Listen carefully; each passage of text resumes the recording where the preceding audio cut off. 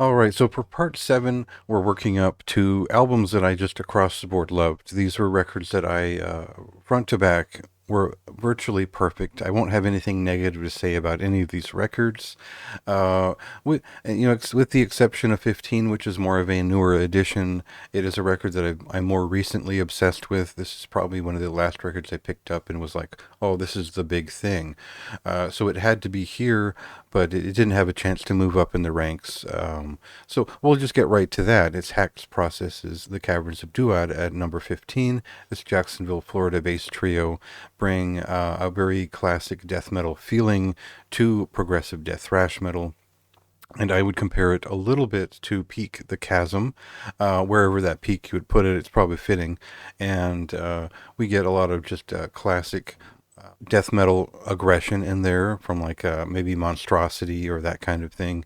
And we also get progressive thrash metal and technical thrash metal touches in there, which are just part of their vernacular. This does feel like it will appeal most to progressive death thrash metal fans, but also classic death metal fans. And for me, this was just one of those records where it was just completely immersive. They have quite long pieces and they go places, and I love that. I love guitar records in general, and it felt like they really focused on producing that tunnel of quality guitar work. So very much an underrated record and one that really impressed.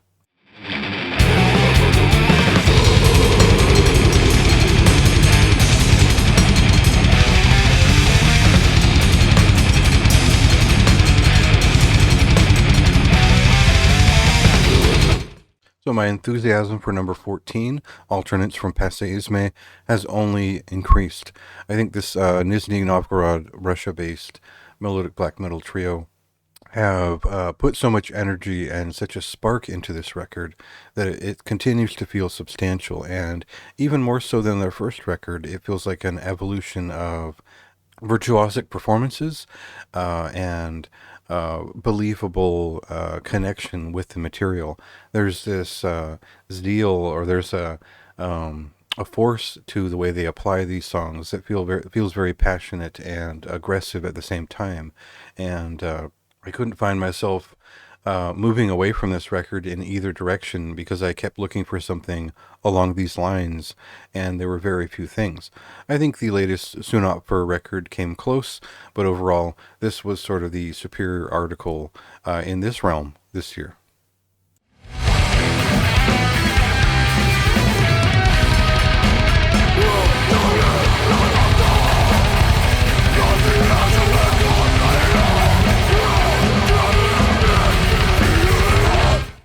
For Ordained is the third full-length album from Phobocosm, and I put it at number 13 because it is very much in a style of death metal that I have always been completely addicted to, and that is sort of late 90s, early 2000s immolation, bands like Dead Congregation and Ulcerate, who have taken the atmosphere of a certain era of death metal and turned it up a notch in their own hands and given it their own shape. And so Phobocosm have taken everything they've learned on their first two records and put extra time and effort into this third one, and it makes for a brilliant full listen. It's this immersive, atmospheric experience, which is always full of storming torment. It is always on the verge of discovering the mysteries of death, as it were. So there's something very crushing and abrasive and perfectly atmospheric about this record. Definitely deserves to be up here at the top of the list.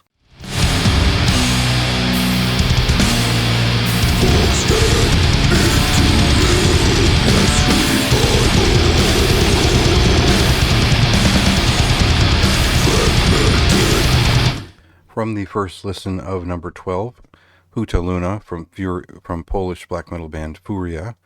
I was hooked. I was hooked on the sound of the record, the energy of the record, the gang-shouted vocals, the very idiosyncratic lyrics, and the sort of a general impenetrable guile of the band, who just seemed to be not only full of mystery, but unpredictable acts. They seem to be moving in more of a post-black metal direction, a more accessible direction on their last full-length release, and this is just a surprising return to their more aggressive movements.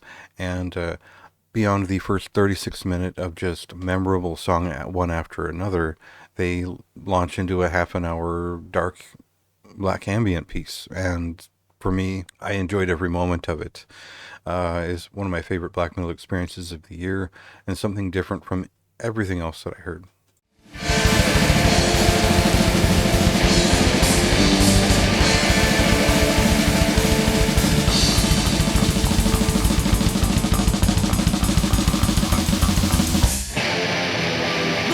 Lord Mountain's The Oath, their debut full-length album. It sits at number 11 because they had songs. I mean, the real reason I picked this up in the first place was because it looked cool, and heavy doom metal of a certain affect is entirely my jam. But if they didn't have songs, it wouldn't have hung with me. And overall, this was just where you could anticipate every song as it showed up. They're just such a strong sense of diction and storytelling to this record, and there's a tuneful way that they apply this that it feels like the full listen couldn't be interrupted. I had to sit through the whole thing and have them tell me this tale. It's different from anything else that I'd encountered. It had more of a personality than a lot of the increasingly stable of traditional doom metal craft out there these days. And it felt like this was a unique a moment for doom metal here in 2023, which a lot of people just didn't notice. So this was a big record for me, and it continues to be one of my higher recommendations in this realm for this year. Crossing the void to return from his tomb unto the world, bringing fire and doom. Those who So I've got similar comments and similar reasoning for putting Century's The Conquest of Time up at number 10 on my list. And that's because Century, they resemble some of my favorite heavy metal bands out there. You know, bands like Satan and Quartz, and they've certainly got their own Swedish heavy metal style down. But they also backed it up with memorable songwriting. And I think songcraft is how bands in this style survive within so many. It's an overpopulation of talent.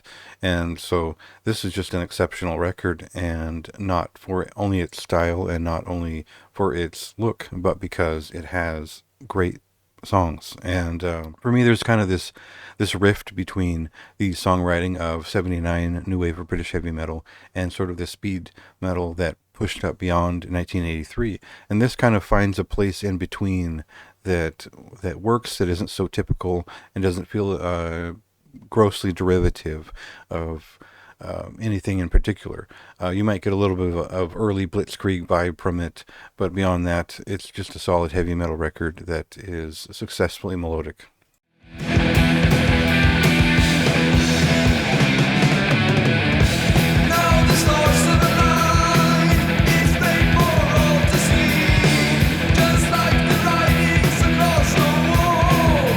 So at number 9, we have Beyond the Cenotaph of Mankind from Rune Magic. And this is a band that have been around forever. They're a Swedish group, and truth be told, they kind of came back more recently. This is, I think, their 13th album and third LP since coming back in 2018. They've been busy, and notably, folks involved have been prolific in all of their projects beyond a certain point. So this is a band that shares a little bit of glow from their late 90s arrival, which was a unique Black Death style. And then they also benefit from being a death doom metal band at a time where there were very few of them in this style. And so this mutation of their form is almost psychedelic doom and avant-garde music influenced. There's a certain dissonance to a lot of their phrasing, which is unique to their voicing that they've developed over the years. And it's an idiosyncratic result, which is unique to their own style. And that's something that we would both expect after 13 albums, but it's also not something you would always expect from death metal, especially the Swedish variety, where they're continuing to develop their own thing. They're continuing to find new paths to go down. And, well, this is a crushing old school death metal result nonetheless. But the way they've developed this dissonant muse of death doom metal is still entirely their own. And again, just a band I've been a fan of forever and will continue to be.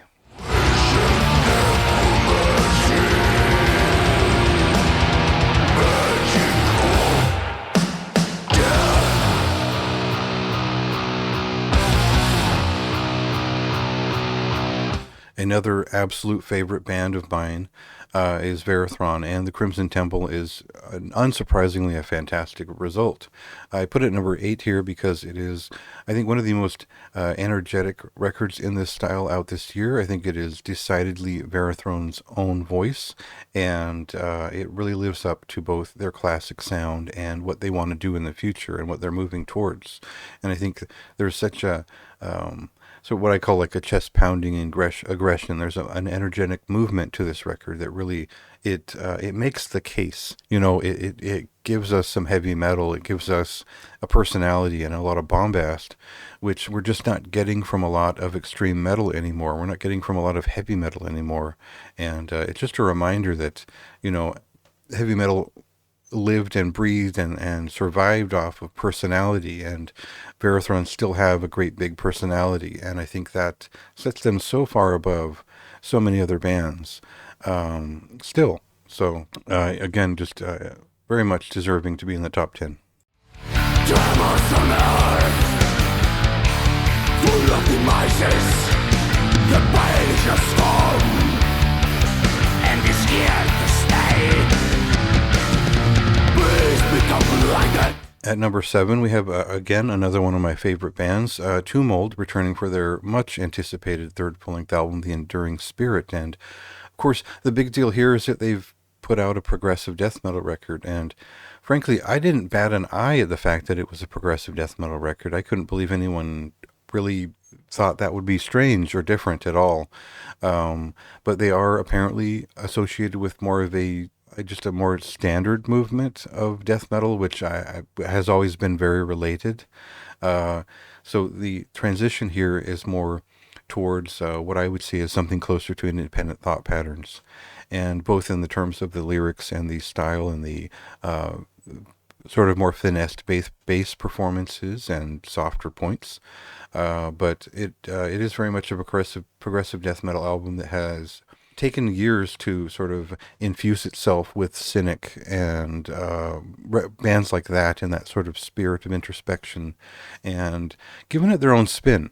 And you still feel the variety of a Tum Mold record. You feel the progression of the story they're telling, and the style of riffs is still entirely there. If you recognize what a Tum Mold riff is, there's one on every song and then some. But they've done it in a way which is very dramatic in its presentation. And for me, this was not such a big shock to the system as it was to a lot of people. And maybe those people are more superficial, considering a lot of the way that they were criticized for what clothes they were wearing or whatever. But on a deeper level, I think that a pure death metal fan will immediately appreciate what Tum Mold is doing here on this record, and it's a fantastic result. Like, it's their best recording to date. I think Max, the drummer vocalist, has never sounded better in terms of his drums and his presence on the vocals. I think that, of course, the two guitarists trading off with all their solos on this record gives this very much a timeless quality in terms of just a metal record, and a lot of those rock solos and different sounds. They really mixed it up in a way where it's just it's stunning the way that the amount of detail they are able to put in when they really work on these songs.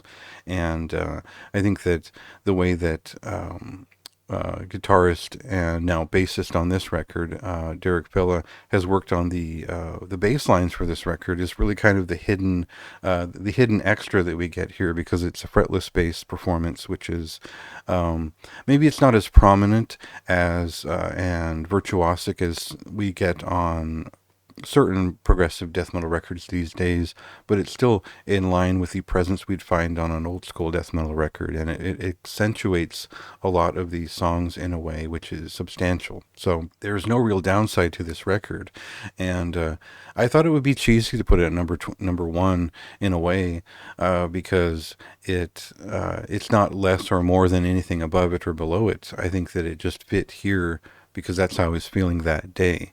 But in a way, at this point, anything that's in the top 10 is just an insane outlier, like a very much a best of the year, more than anything else. So that's my way of justifying its spot.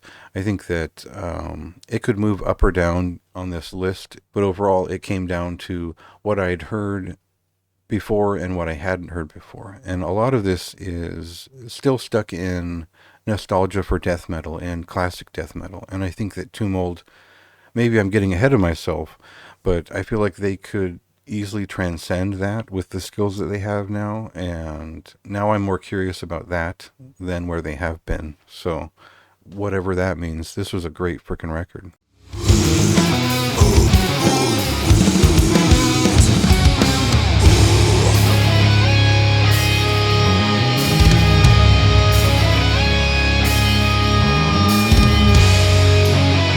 When I first approached Vertumnus Caesar, the latest full-length album from Malachcarpa 10, a Slovakian folkloric black heavy metal quartet, I didn't necessarily like it as much as the last record. It didn't feel as immediately tuneful as the last one. It didn't feel like it sauntered into its way quite as quickly, and it wandered off into a bunch of bizarre tangents that I just didn't understand the first run through.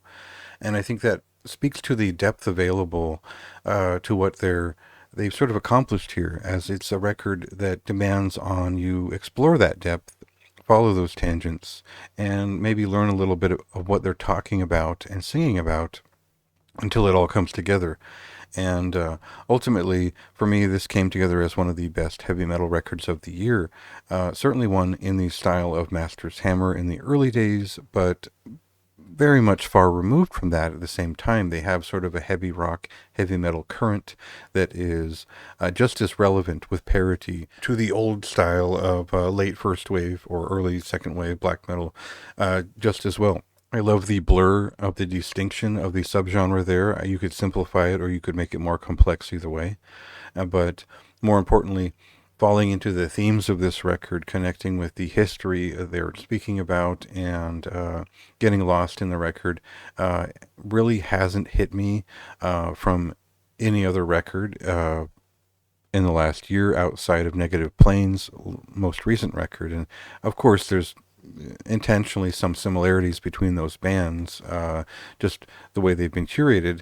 But overall, this was a record that had so much to say and put so much into it. It feels like it was maybe even more serious than their previous records, or maybe they got serious on the last record and now they're showing what they're capable of when there's even more effort and time and consideration put into it. So it feels like we're reaching the best of Malachcarpa 10 on these last two records, and now I'm starting to see why one would consider this even better than the previous one, that there's leagues of improvement found all over this record that are substantial and worth returning to. There's, again, I'll say this a lot in my top 10, there's nothing else that sounds like this year. There are bands that are certainly approaching certain styles of traditional heavy metal and black metal and fusing it in every conceivable way, but there's no one else who sounds like Malachcarpa 10 with any integrity. And I think that a record that will hang out with me for quite a long time, and one that is very finely curated and a story very well told.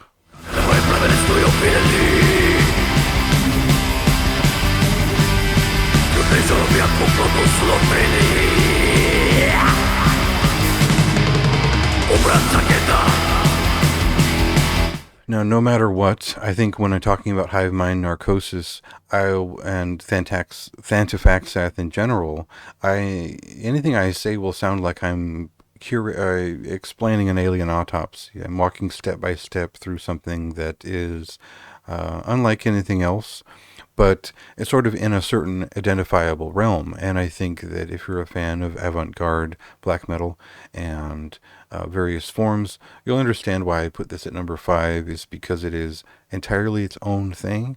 It is deeply intellectual in the way that it is arranged.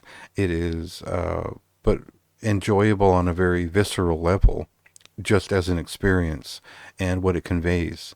There's this elegance and filthiness to the whole vibe of this record that is permeating. It's surreal in an affecting way, and I feel like the more time I spent with this record, it was dementing my mind with its waves. It was definitely an immersive experience that only seemed to increase its volume over time as I sat with it and picked through its brain.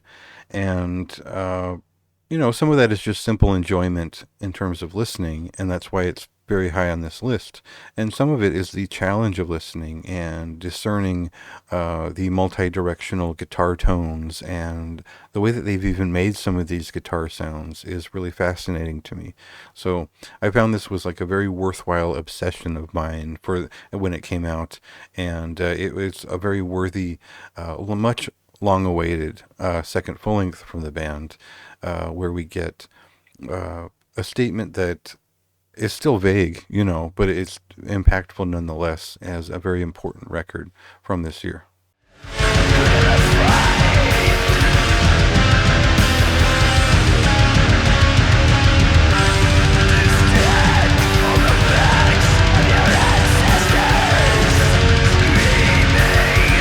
Now, you know this part of me well at this point if you've followed me over the last 6 years.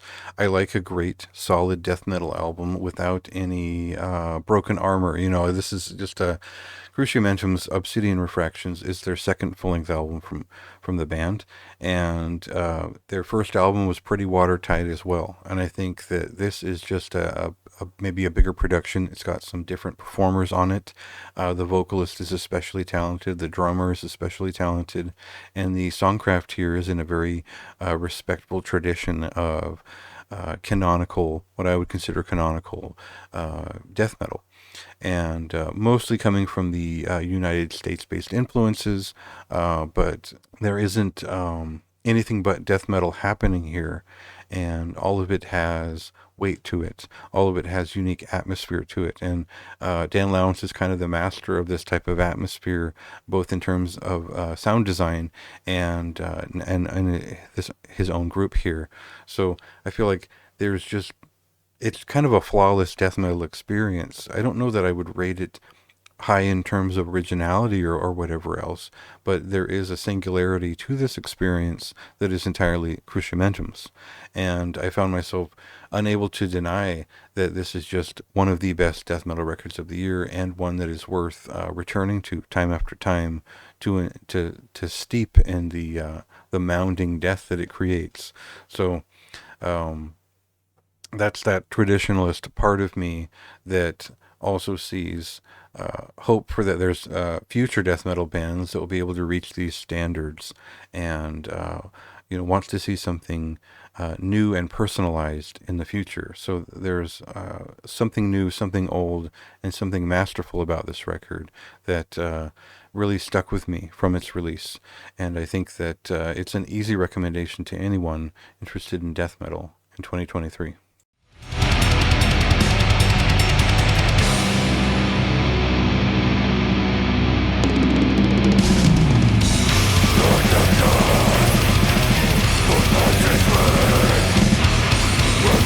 At number 3, we have the second full-length album from Haksanu. This is I think, multinationally dispersed melodic black metal project from Alex Poole and others. And I think that there aren't a lot of details as to what their craft is all about, but I think the music spoke for itself in volumes here in terms of producing what I would consider an exemplar feat, which speaks to the kind of the 1993 era of development for black metal in general, and breaching into 1994, where the melodic rhythmic forms began to meander into inartful ways. And I wouldn't say that this record sounds like the first Dawn record, off the bat, but there are aspects of it which produce the same effect. And maybe the highest standard for that kind of thing is maybe Far Away from the Sun for a lot of people. And I don't quite get that exact feeling from this record, but rather a development of Hakusanu's own sound beyond their first record and into this one, where we get very involved rhythmic threads that just follow through with each of their thoughts. I think it's important to not only produce an exciting build in this type of music, but to follow it through with a statement. And in every case, most every case, the rhythms here go somewhere valuable. And it's a record that convinced me from the moment I spent time with it, and I appreciated every aspect of it. So that's probably more to my taste. I think if you're a fan of classic melodic black metal, you'll understand right away why I would enjoy this record, but maybe you'll be halfway into it where it really hits with a couple of big songs that have big riffs, that this is something you'll understand why I spent so much time with it.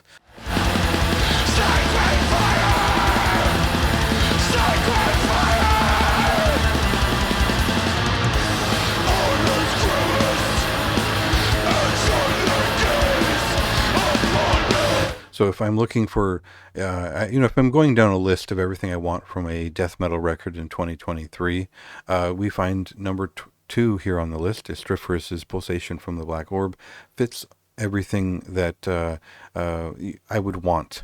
Basically, they've curated the art in a way that is memorable.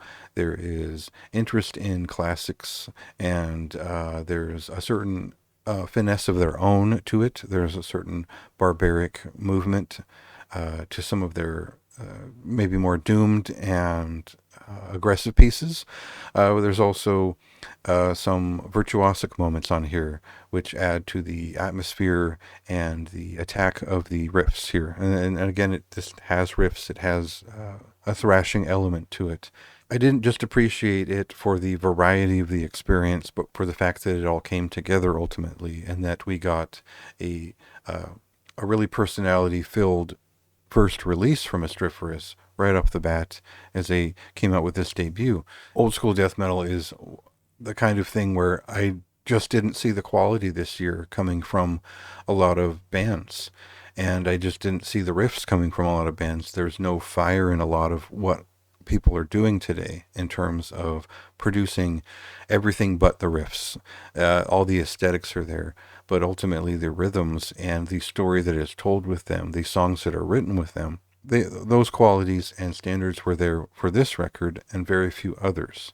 So this was an easy choice for me as kind of the top of the heap for death metal this year, and just an exemplar record. There were a couple others that kind of fought for the up the ladder, but this is the record that I just couldn't really deny. Every time I picked up, I really wanted to listen to the whole thing, and it didn't matter what day or what time of year or however I felt. I was up for this record, and I think it just has that lasting appeal that I was looking for all year long.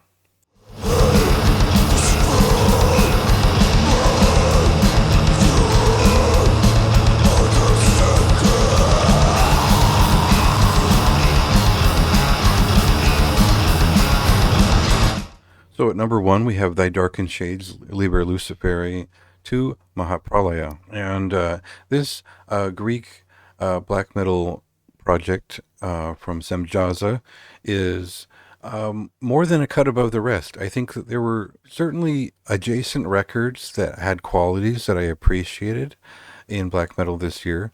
I think Heretic Cult Redeemer and various other bands certainly had a similar grasp upon presentation and things like that.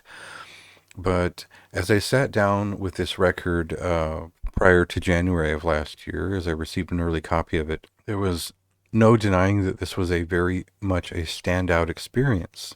There's more than just I guess black metal often delivers religion and spirituality before it provides inspired work. And this provides inspired work before it fully details the majesty and the connection with spirituality that it provides. And so we get music that matches the loft of their narration. We get technique that is masterful and impressive. The guitar and the bass work on this record is intense. The vocals are extremely varied and full of its own personality. This is more than a leap beyond the first record in a lot of respects, and that was already a brilliant elite record that was just well above average. And so, for me, this is something that someone would really have to embody and put a ton of work into to reach this quality.